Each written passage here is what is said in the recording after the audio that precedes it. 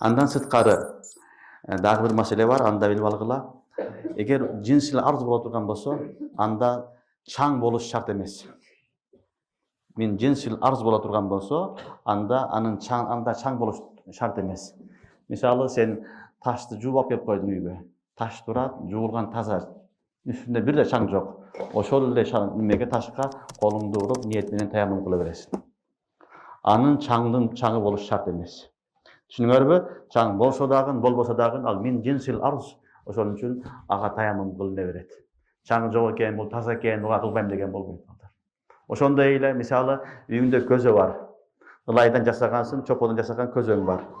Жаңы жасалган ылайдан. Ошого деле идишке не кылсаң болот? Таяммум кылсаң боло берет, жарай берет. Албетте анын үстүнөн краскалап койсоң, аны лактап койсоң, эми таяммум кыла албайсың. Эми таяммум кылыш үчүн башка шарты чаң болуш керек. Түшүнүңөрбү? Мен жинс арз болгон нерселерге таяммум кылганда чаң болуш шарт эмес.